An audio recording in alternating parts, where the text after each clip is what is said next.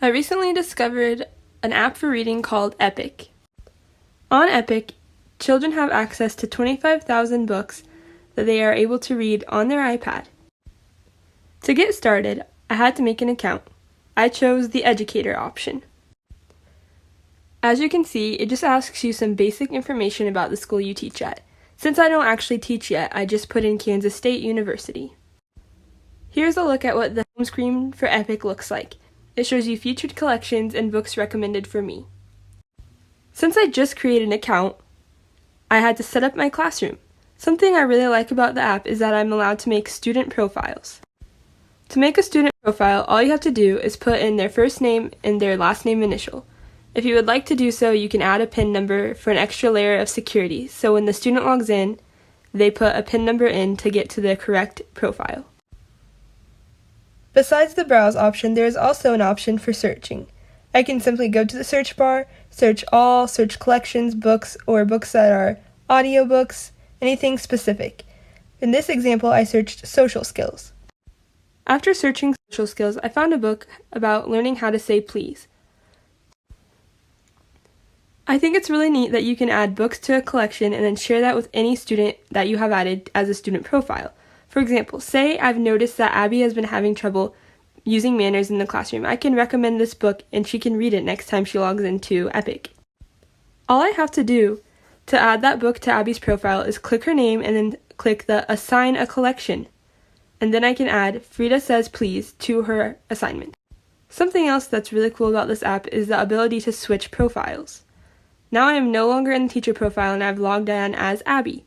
I can view how the app looks from her iPad. This is what it would look like on her home screen. She would get a mailbox notification saying that she has received a book recommendation from me, her teacher, and it says right there, Frida Says Please.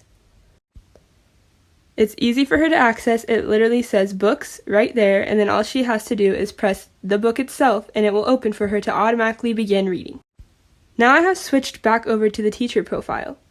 I can look at the progress that Abby has made on the book. As you can see right now, she's at 0% because she has not read the book. This is under the Assignments tab. I can continue to add assignments for Abby or other students. Another neat thing about the Epic app is the ability to add quizzes.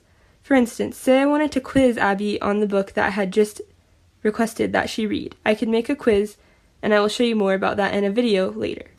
Something else that's unique about this app is the fact that you can add age preferences and other preferences such as fact books, comic books, interests, so that when you go on to the browsing, you can see books that are tailored to your preferences.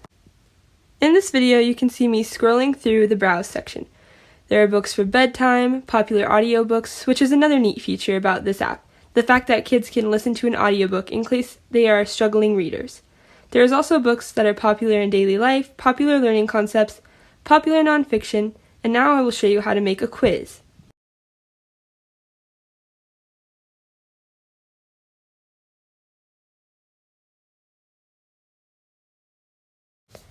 In order to make a quiz, I must create a group. As you can see, I'm creating a group and naming it Group 1. For the example, I will add Rachel S. and Abby C. I could add more if I would like, but I'm just going to add 2 for now. I think it would make sense as a teacher to create groups based on reading level abilities. And then I can go and search a book for that reading level ability group that will fit all students in that group. So as you can see, I'm searching. So now as I'm browsing, I just pick a book that I can make a quiz for. I'll pick My Car.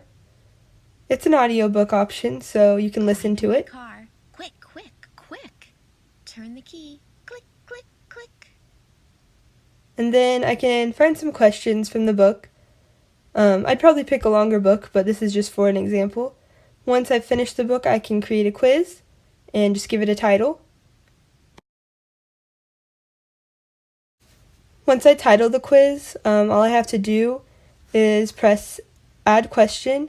It's super simple. You just type in a question and then type in your answers. And you have the ability to make it as long or short as you would like, and then you're done. It's been created. I believe that Epic has a lot to offer, especially for being a free app.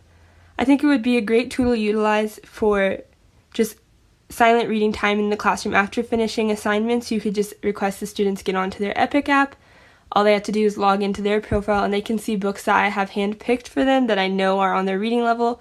It's a good way to avoid kids trying to read things that are too easy or too difficult for them. You also don't have to worry about running out of options. Considering there's over 25,000 books for the kids to read, there should be no problem finding books that fit reading levels and interests of your students. As I have mentioned earlier, I also enjoy that it has audiobooks. In case some students struggle or they would like to read a book that's a little more difficult for them, they can have some assistance with the audiobook option. They also have books in Spanish, which is great for your ELL students. Here's another example of the profiles for students. In this example, you can see there is a student profile for Kira, Hayden, Ryan, and Isabella, and you can personalize each child's reading level and interests as I have stated. This is what the Epic app icon looks like if you were to be looking for it in the App Store, and in a previous slide I showed you where exactly to find it in the App Store. After learning about Epic, I hope you will consider checking it out. It has a lot to offer for being free, and I think it could be utilized in many ways in any classroom in elementary level.